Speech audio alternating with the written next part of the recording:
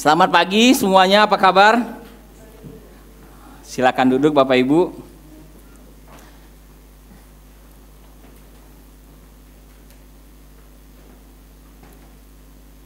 Perkenalkan, nama saya David Handioko, istri saya adalah Ibu Heni Wijaya dan anak Marcelia Ayu Wijaya. Saya di sini bersama dengan Pak Kris mengembalakan gereja MDC Bandar Lampung dan sekaligus saya memimpin kesan yang ada di daerah Kemiling. Itulah perkenalan singkat saya pada pagi hari ini.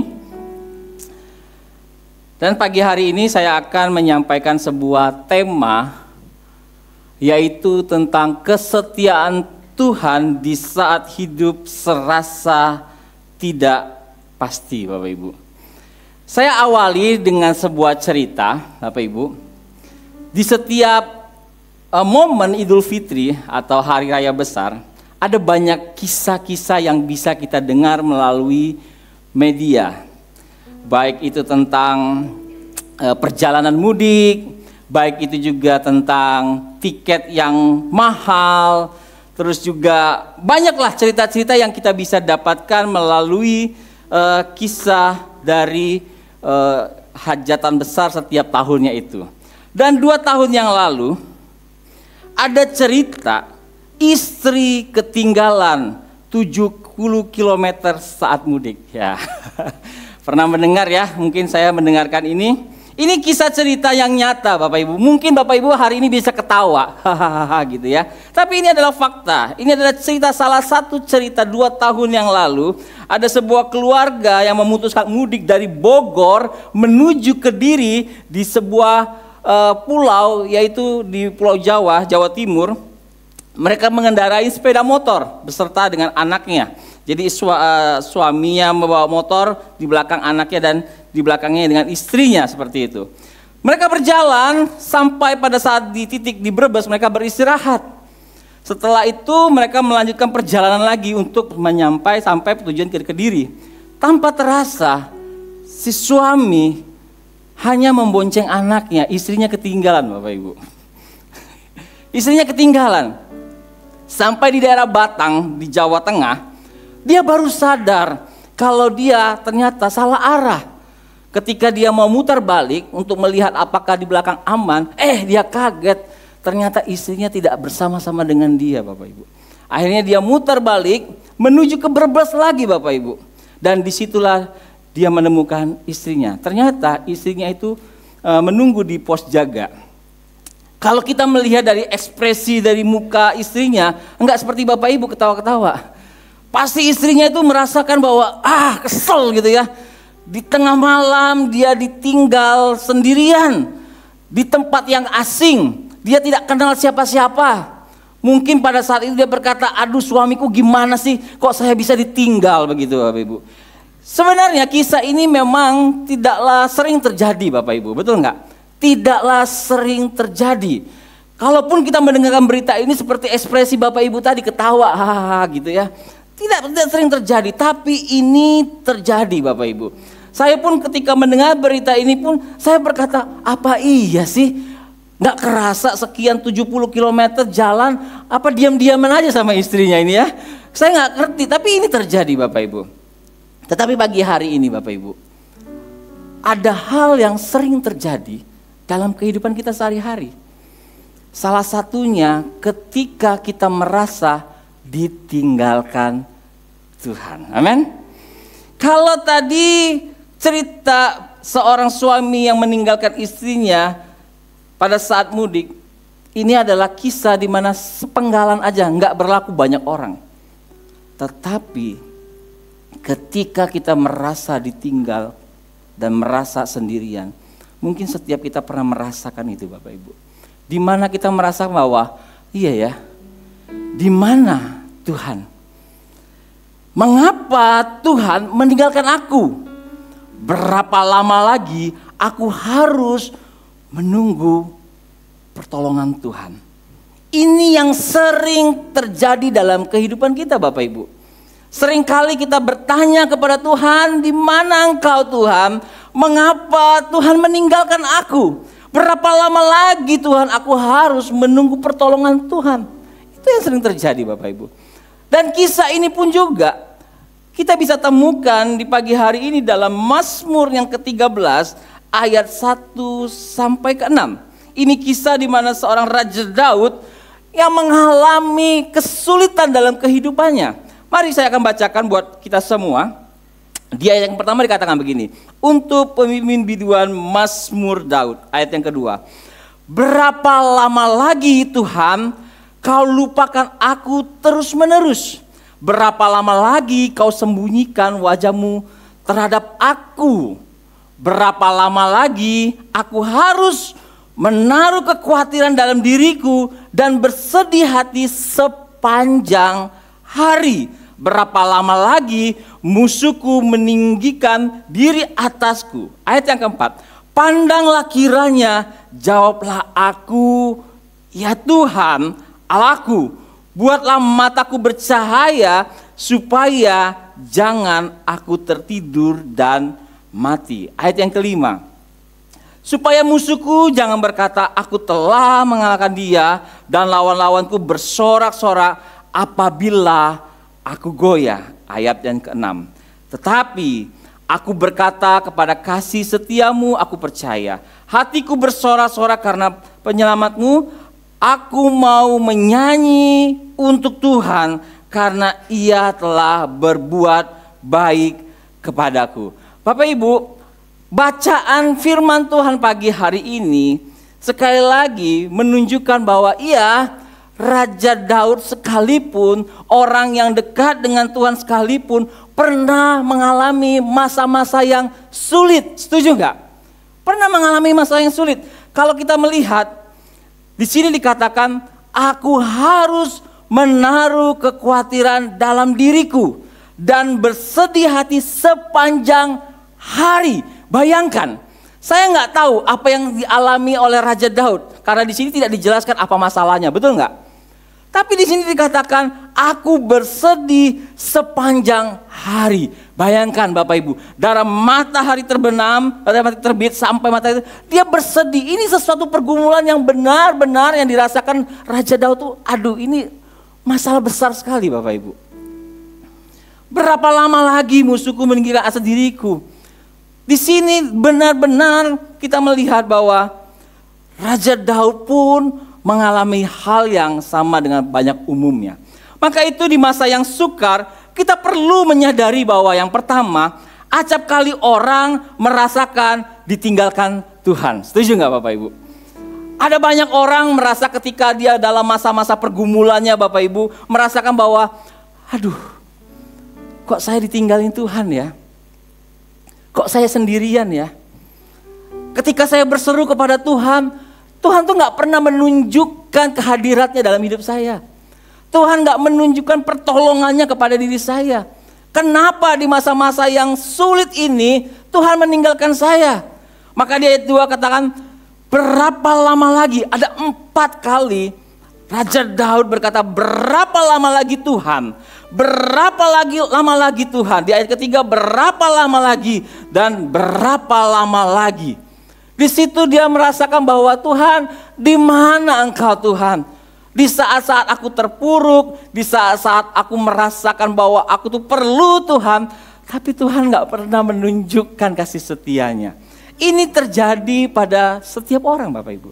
Dan saya pastikan setiap orang tidak pernah kebal dengan yang namanya masalah. Semua orang yang hidup pasti memiliki masalah dalam hidupnya. Tapi acap kali kita merasa bahwa Tuhan jauh daripada kita. Untuk itu, kita akan masuk di poin yang kedua Bapak Ibu. Di masa yang sukar, kita perlu menyadari bahwa perasaan kita tidaklah selalu dijadikan acuan Bapak Ibu. Kita hidup dikasih Tuhan adalah ada pikiran, ada perasaan, ada satu lagi apa? Keinginan Bapak Ibu. Betul nggak? Ini Tuhan berikan kepada kita. Kalau manusia tidak memiliki ketiga ini, itu bukan manusia, zombie mungkin. Mayat hidup, betul? Kita diberikan Tuhan pikiran, maka kita bisa berpikir dengan jernih. Kita diberikan perasaan untuk merasakan, bahkan kita diberikan keinginan Bapak Ibu. Dalam hal ini Bapak Ibu, sebagai contoh, kita pernah pergi ke dokter, betul? Pada saat kita pergi ke dokter, Apa yang kita inginkan dari pergi ke dokter? Dokter yang kita inginkan adalah supaya dokter bisa tahu apa yang menjadi penyakit kita, betul? Bayangkan Bapak Ibu kalau Bapak Ibu pergi ke dokter, dok, saya sedang sakit. Oke, silakan duduk. Tanpa diperiksa, si dokter berkata begini, saya rasa Bapak baik-baik saja. Saya rasa Bapak cukup istirahat saja. Dan saya rasa Bapak tidak perlu minum obat. Bayangkan perasaan kita ketika kita bertemu dengan seorang dokter dan dokter berkata, perasaan saya. Mengerti maksud saya di sini? Mungkin kita kecewa. Wah, di sini kan saya tidak pengen perasaan Bapak. Saya pengen diagnosa yang tepat apa yang saya alami. Karena kalau mengandalkan perasaan Bapak itu bisa salah. Tanpa harus memeriksa saya. Yang kita harapkan adalah dokter memeriksa saya dan mengetahui apa penyakit yang ada dalam diri saya. Tapi kalau dokter berkata perasaannya bisa salah Bapak Ibu. Karena penyakit ini bisa mengalami sesuatu yang fatal buat diri saya. Tentunya kita tidak puas. Jadi artinya perasaan tidak bisa menjadi acuan dalam hidup kita. Begitu juga pikiran Bapak Ibu.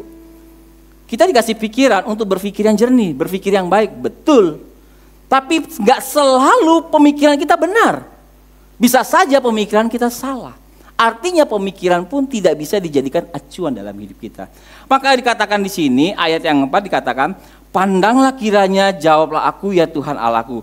Buatlah mataku percaya supaya jangan aku tertidur dan mati. Dalam hal ini, poin yang kedua ini, perasaan yang dialami Raja Daud itu membuatnya menjadi down.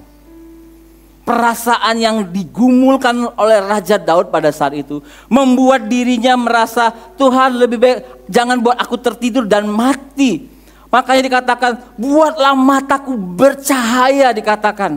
Karena dia mengalami masalah-masalah depresi dalam kehidupannya.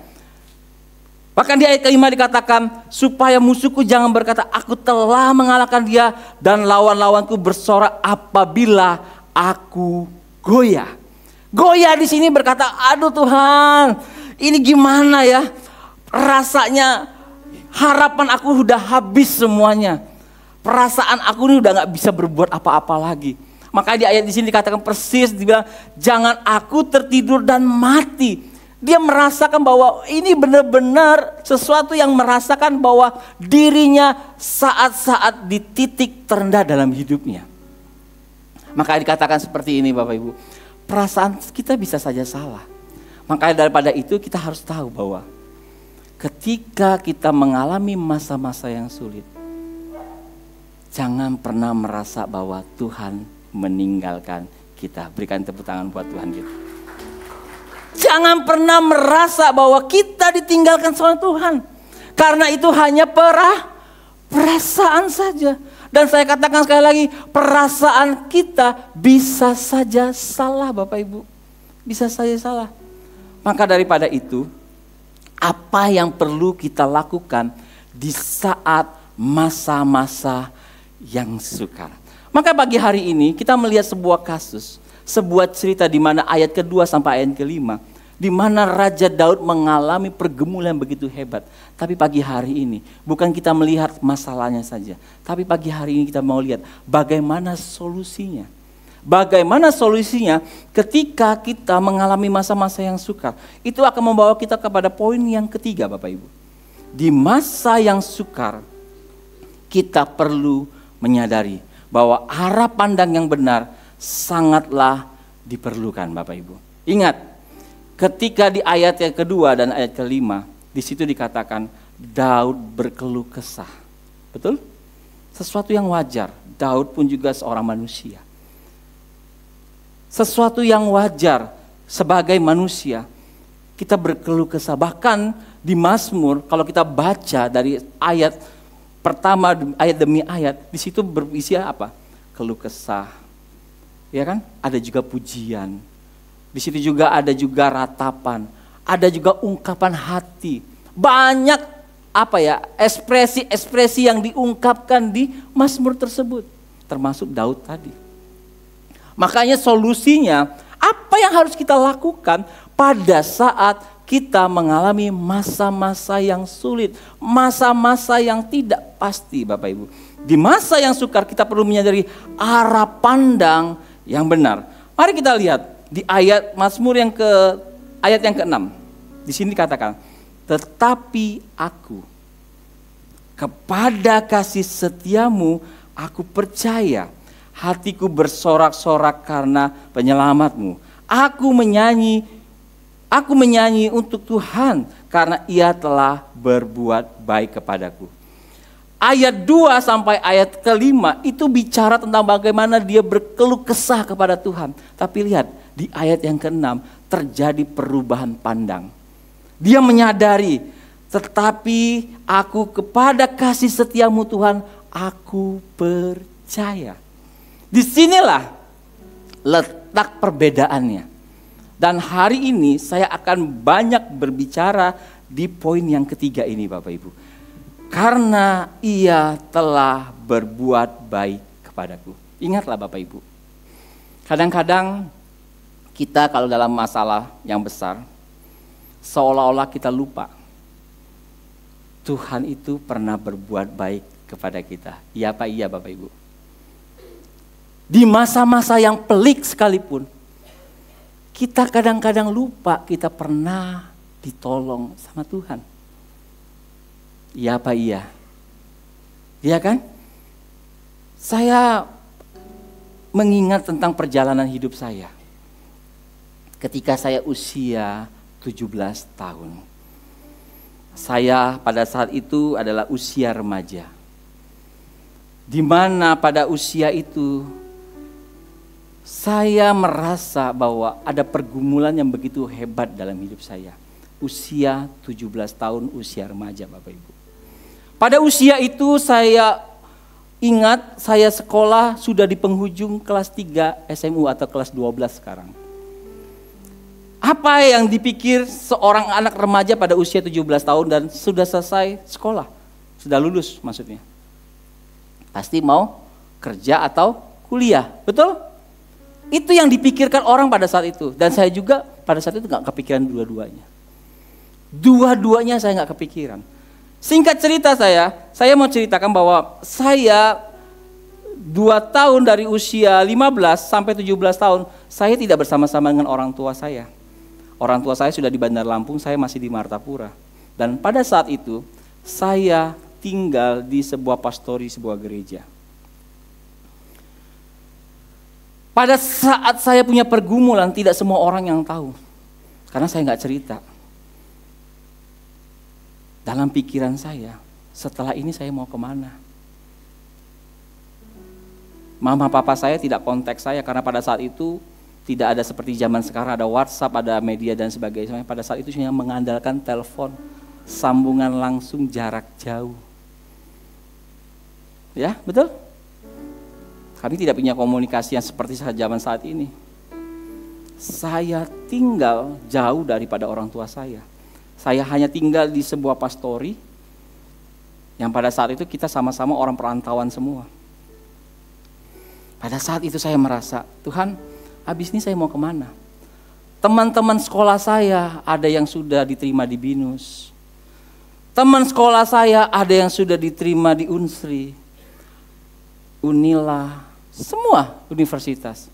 Pada saat itu saya seperti menghadapi tembok besar yang gak tahu harus mau kemana. Saya gak punya pilihan. Lalu teman saya berkata seperti ini, David, kita sekolah Alkitab aja, dia bilang. Sekolah Alkitab aja. Mendengar itu, ini kayak sebuah solusi. Tapi saya gak punya panggilan untuk jadi pendeta pada saat itu. Boleh juga. Pada saat itu Bapak Ibu, paradigma sekolah Alkitab adalah ketika orang putus sekolah dan gak punya pekerjaan, pengangguran. Masuk aja sekolah Alkitab. Biayanya murah, nanti jadi pendeta. Stigmanya seperti itu pada saat itu. Tapi saya sadar saya gak punya panggilan untuk jadi pendeta. Tapi teman saya berkata seperti itu. boleh juga ya jadi pendeta. Karena apalagi saya 2 tahun sudah tinggal sama-sama pendeta semua. Seolah-olah saya beranggapan bahwa ini mungkin jawaban Tuhan ya. Seperti itu. Tapi saya pikir ini bukan panggilan saya. Untuk jadi pendeta itu bukan panggilan saya. Dan bukan cita-cita saya Bapak Ibu. Akhirnya ada seorang pendeta muda. Dan saya cerita masalah saya. Dia bilang begini, udahlah. Kamu berdoa saja sama Tuhan. Kamu berdoa berpuasa, dia bilang. Usia saya 17 tahun tuh doa puasa itu sesuatu yang saya kerjakan tapi tidak sungguh-sungguh. Memang kami ada jadwal doa puasa setiap Jumat di gereja. Diwajibkan. Tapi saya menjalankan puasa itu nggak pernah sungguh-sungguh Bapak Ibu. Saya ingat persis waktu itu saya walaupun tinggal di Pastori, Badung juga gitu. Puasa gitu ya. Kita jam 11 doa, jam 1 doa, jam 4 tutup doa, buka puasa. Ketika jam-jam 11 itu jam-jam yang kredit. Saya lompat ke belakang makan soto dulu. Sudah kenyang saya masuk. Kadang-kadang ditanya, kamu kok seger banget doa? Kalau puasa nggak boleh lesu-lesu saya bilang kan. Ya kan doa kan nggak boleh menunjukkan kita tuh berpuasa, betul nggak? Kita harus seger dong. Oh iya juga ya, ini pendeta, saya ngomong sama pendeta nih, pendeta muda. Iya, padahal sudah makan soto di belakang. Setiap minggu saya lakukan gitu, makanya saya kuat puasa sampai jam 4.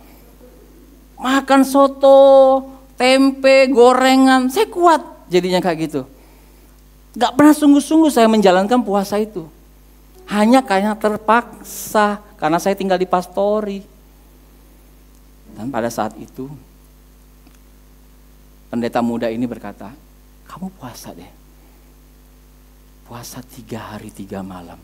Saya bilang, sehari aja saya gak serius, apalagi 3 hari 3 malam. Tapi karena waktu yang terdesak, karena kebutuhan yang urgent buat saya harus kemana? Saya lakukan. Nggak tahu saya oke. Hari Jumat puasa kan mulai semua, saya ikut bareng-bareng puasa. Saya mulai startnya gitu. Jumat puasa, Sabtu puasa, Minggunya puasa juga. Puasanya versinya nggak makan nggak minum Bapak Ibu. Memang benar-benar nggak makan nggak minum. Tapi begitu saya berdoa sama Tuhan, saya nggak ngerasain apa-apa Bapak Ibu. Saya nggak tahu apa-apa, saya nggak dengar suara Tuhan apa-apa. Yang ada hanya perut saya keroncongan. Malam-malam, aduh Tuhan ini nasi goreng enak banget ini di belakang. Saya nggak mendengar apa yang seperti hamba Tuhan sampaikan tadi. Nanti kamu akan dapat jawaban Tuhan. Saya nggak pernah dengar dalam waktu saya berdoa, saya baca firman Tuhan pada saat itu 3 hari 3 malam itu nggak ada sedikit pun petunjuk Tuhan buat saya. Yang ada saya katakan tadi itu lapar, lapar dan lapar. Itu aja. Setelah 3 hari berlalu, pada saat itu sore mau tutup doa puasa. Amin. Doa gitu ya, bukan amin sekarang loh. Bukan tutup doa sekarang, amin pada saat itu. Tiba-tiba ada teriakan dari Pastori, saya di gereja pada saat itu.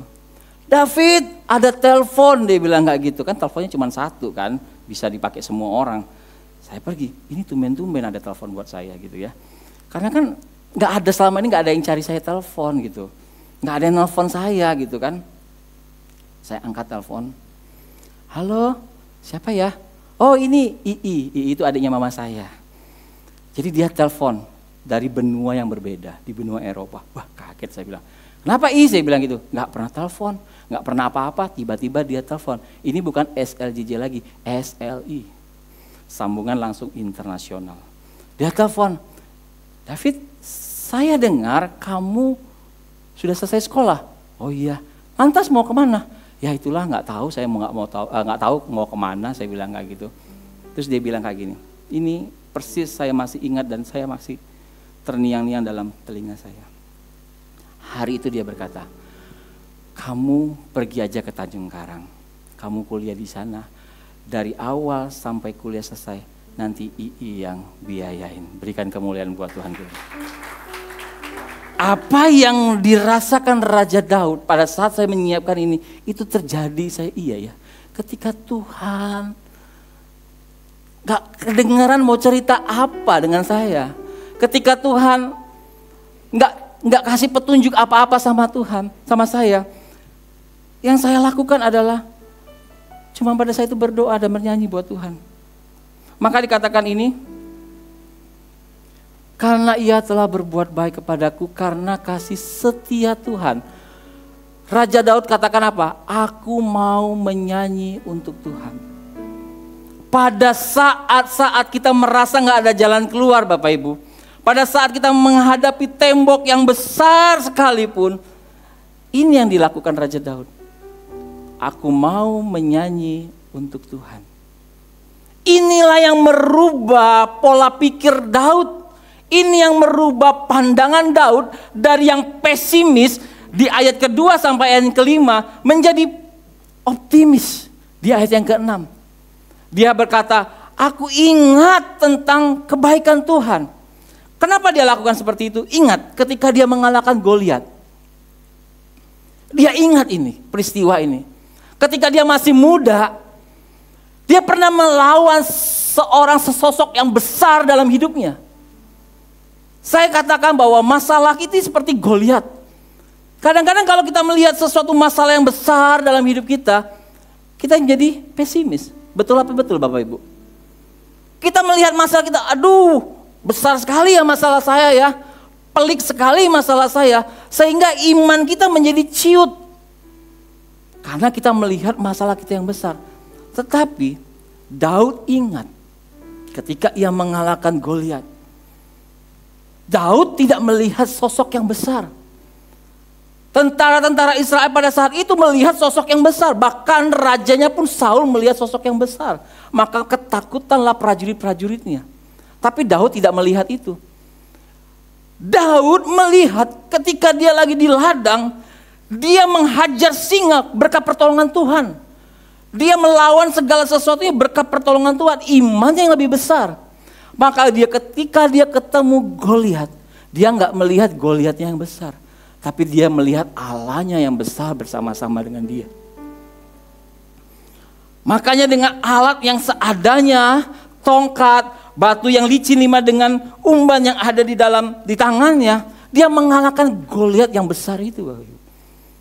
Dia teringat kisah di mana waktu masa mudanya Tuhan pernah berbuat baik kepada dia. Amin. Kisah ini mengingatkan saya Bapak Ibu. Kalau hari ini saya menghadapi masa-masa yang besar. Saya ingat waktu 23 tahun yang lalu. Tuhan sudah tolong saya. Di masa-masa yang pelik sekalipun. Kalau pada saat itu Tuhan bisa loloskan saya dari masalah yang besar. Apalagi hari ini Bapak Ibu. Amin.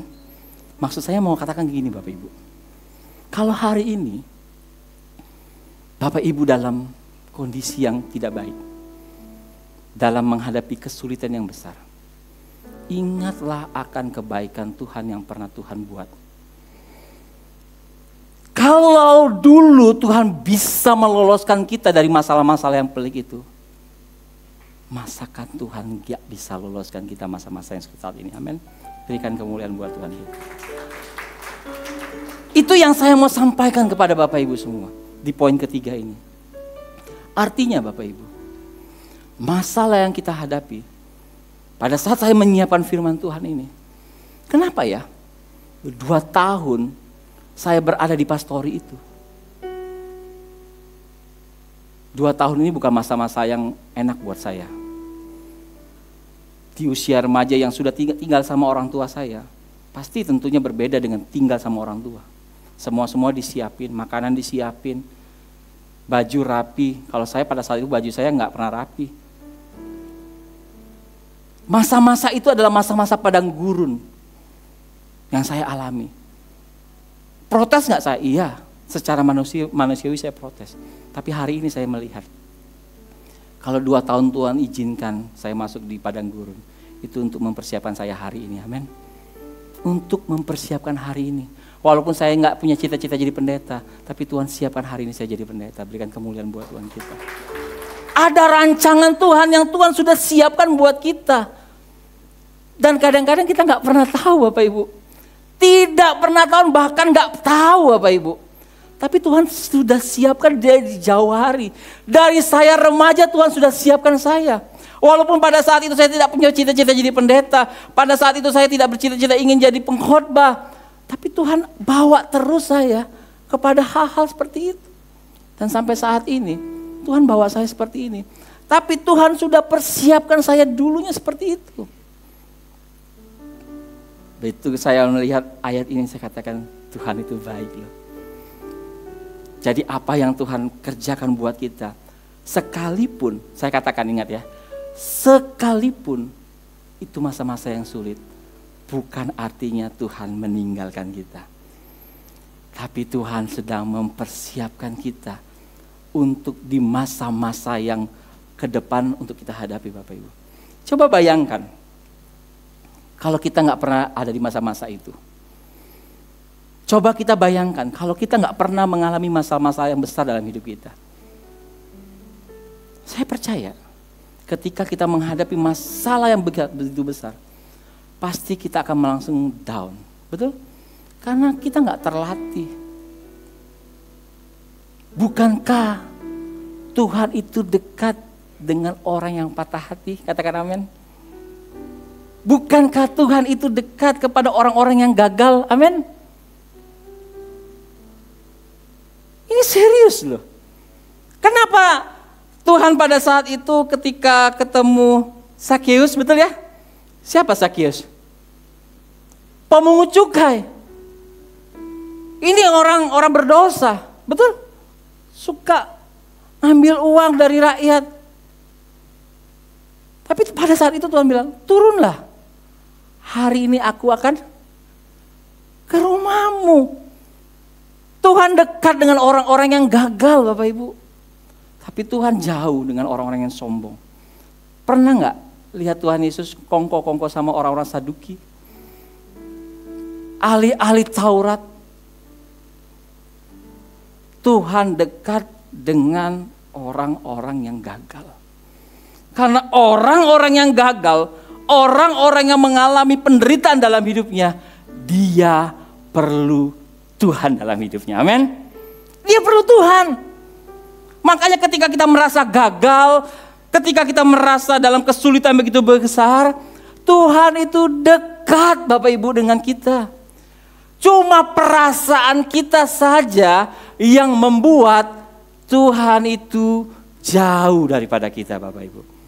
Tapi saya mau katakan pada pagi hari ini buat kita semua.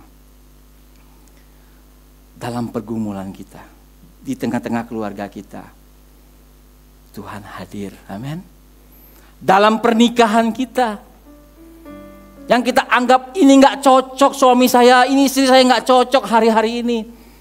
Ingat, kita menikah bukan berdua, tapi bertiga sama Tuhan. Dia hadir dalam pernikahan kita Bapak Ibu. Mungkin hari-hari ini kita merasa sulit dalam pekerjaan kita, masa-masa yang tidak pasti Bapak Ibu. Saya mau katakan sekali lagi, Tuhan hadir dalam usaha kita. Terakhir Bapak Ibu, saya mau katakan, sambil saya undang pemain musik dan singer, worship leader. Terkadang Bapak Ibu, ketika kita mengalami kondisi yang gak menyenangkan dalam hidup kita, kondisi-kondisi yang membuat hidup kita menjadi lesu, gak punya pengharapan, gak punya arah pandang yang besar ke depan, kita seringkali merasa bahwa gimana ya? Kita merasa bahwa kita adalah orang-orang yang perlu mendapatkan belas kasihan daripada Tuhan. Itu yang kita alami.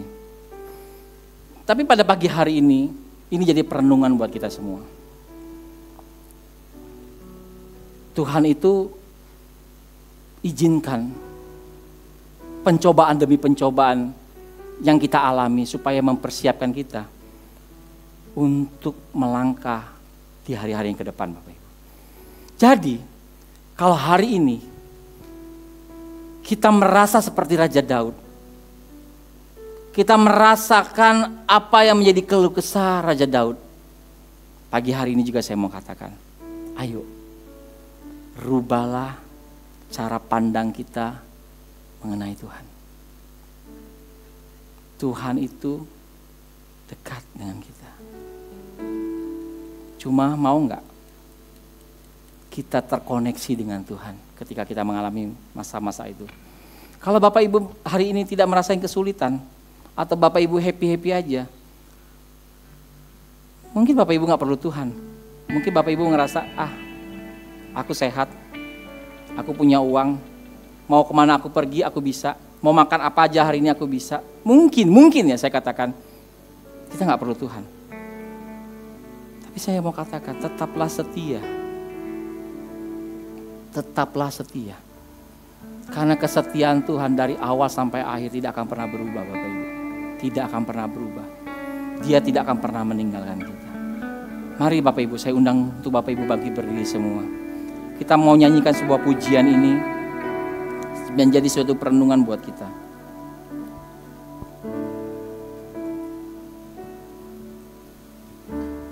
Selalu Tuhan menjawab doa, tapi Dia beri yang terbaik di waktu yang tepat.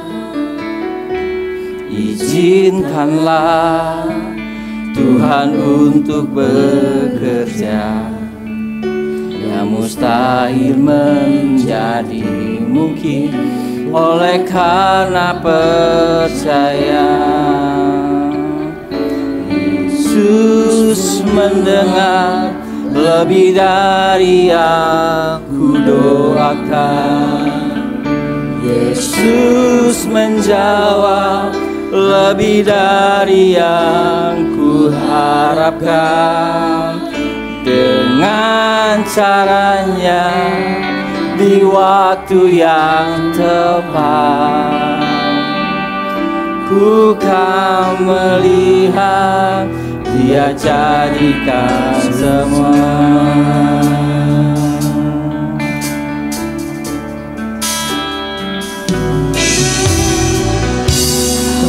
Selalu Tuhan menjawab doa, tapi Dia beri yang terbaik di waktu yang tepat. Izinkanlah Tuhan untuk bekerja, yang menjahil menjadi mungkin oleh karena percaya. Yesus mendengar lebih dari yang ku doakan. Yesus mendengar lebih dari yang ku harapkan. Dengan caranya di waktu yang tepat, ku kan melihat Dia jadikan semua. Yesus ya Tuhan, amin. Yesus menjawab lebih dari yang ku harapkan. Dengan caranya di waktu yang tepat, ku kan melihat Dia jadikan. Bapak Ibu, biarkan musik ini menyanyikan pujian ini. Mari kita merenungkan pujian ini, Bapak Ibu.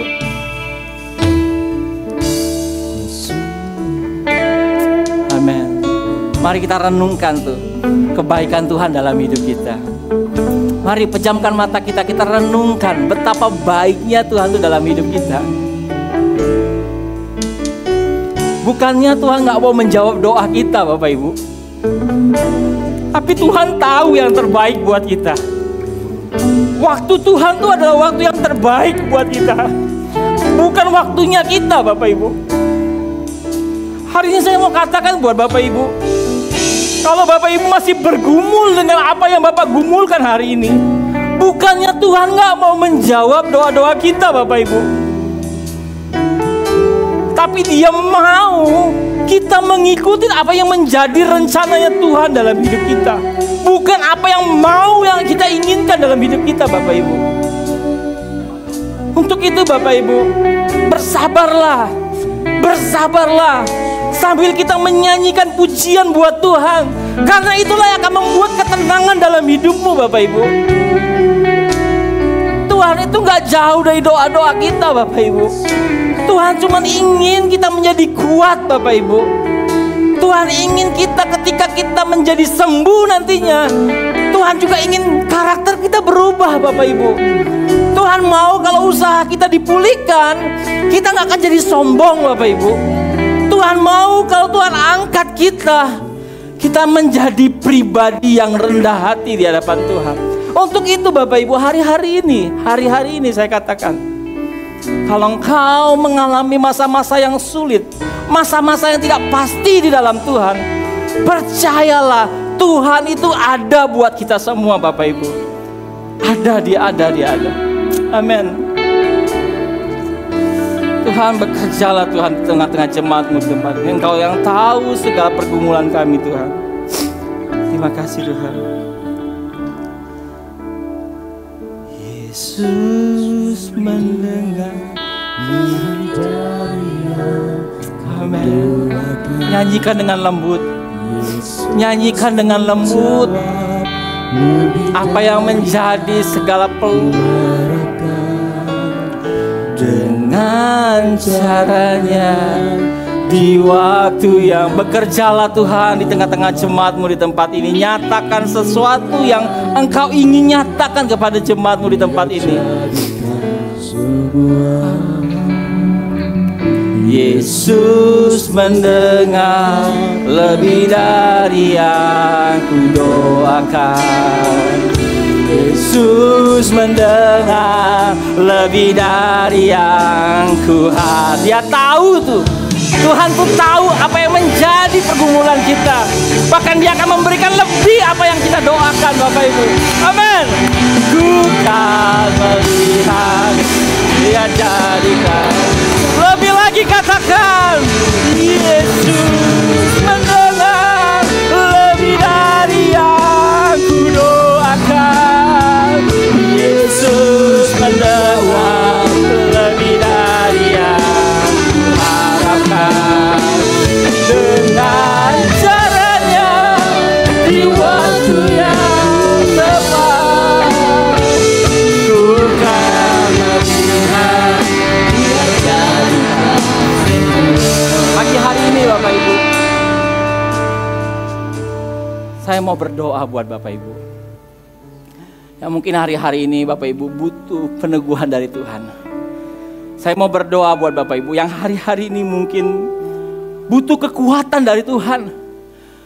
Mungkin hari-hari ini Bapak Ibu merasakan pelik dalam kehidupan ini, minggu-minggu ini. Saya mau berdoa. Bapak Ibu boleh angkat tangan Bapak Ibu. Boleh angkat tangan. Sambil singer, pemain musik, worship leader menaikkan pujian ini dari awal. Bapak Ibu boleh angkat tangan. Terima kasih Tuhan. Ketika engkau mengangkat tangan, Tuhan akan melihat bahwa engkau gak mampu. Maka engkau mengangkat tangan kepada Tuhan. Biarlah Tuhan bekerja pagi hari ini buat kita semua. Selalu Tuhan menjawab doa. Terima kasih Tuhan. Yang terbaik. Saya undang Bapak Ibu yang mengangkat tangan untuk maju ke depan. Saya akan berdoa buat Bapak Ibu semua. Izinkanlah Tuhan untuk bekerja yang mustahil menjadi mungkin oleh karena percaya. Pagi hari ini aku mau berdoa. Yesus mendengar lebih dari yang kudoakan. Yesus menjawab lebih dari yang kuharapkan. Dengan caranya di waktu yang tepat, ku kan melihat Dia jadikan semua. Selalu Tuhan menjawab doa, tapi Dia beri yang terbaik di waktu yang tepat. Izinkanlah Tuhan untuk bekerja, mustahil menjadi mungkin oleh karena percaya. Yesus mendengar lebih dari yang kudoakan.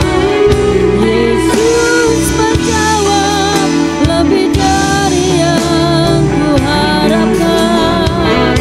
Dengan katanya di waktu yang tepat, ku kan melihat Dia jadikan semua. Yesus mendengar lebih dari yang kudoakan. Yesus mendengar lebih dari yang kuharapkan. Dengan caranya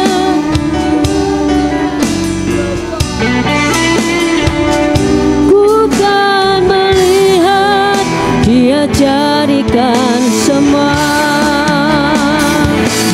Yesus mendengar lebih dari yang kudoakan.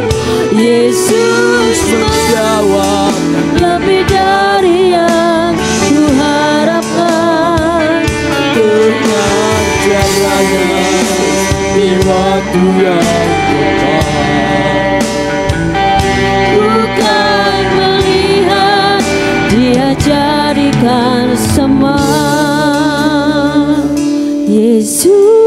mendengar lebih dari yang kudoakan. Yesus menjawab lebih dari yang kuharapkan. Dengan caranya di waktu yang tepat, ku kan melihat Dia jadikan semua. Yesus mendengar lebih dari yang kudoakan. Yesus menjawab lebih dari yang kuharapkan. Amin, amin. Dengan caranya di waktu yang tepat, ku kan melihat Dia jadikan semua. Yesus mendengar lebih dari yang kudoakan. Yesus menjawab lebih dari yang kuharapkan. Dengan caranya di waktu yang tepat, ku kan melihat Dia jadikan semua. Yesus mendengar lebih dari yang kudoakan. Kita bersyukur lapa syukur dari yang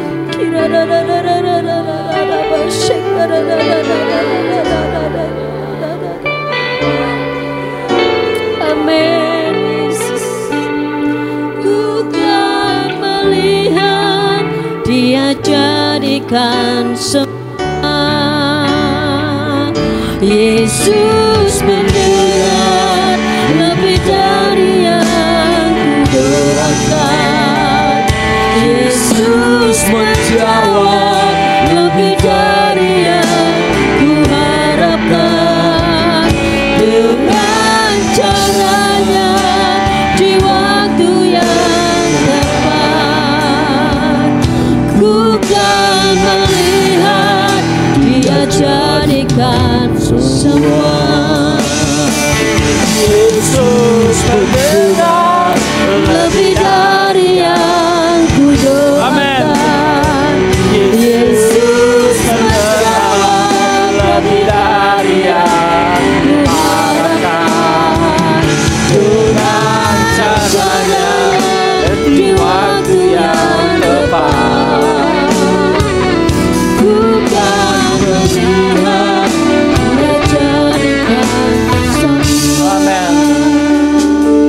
kasih Bapa, kalau pagi hari ini setiap jemaat-Mu dikuatkan kembali, bahwa di masa-masa yang tidak pasti, Engkau selalu ada bersama-sama dengan kami Tuhan. Kami percaya Tuhan, kami punya Allah yang besar, kami punya Tuhan yang hebat. Terima kasih buat firman ini Tuhan, yang menguatkan aku, menguatkan jemaat-Mu di tempat ini ya Bapa. Terima kasih buat kasih setia-Mu, terima kasih buat kebaikan-Mu Tuhan. Kami akan memuji Engkau seumur hidup kami Tuhan, membawa keluarga kami kepada Engkau Tuhan. Kami mau memuji Tuhan seumur hidup kami Tuhan.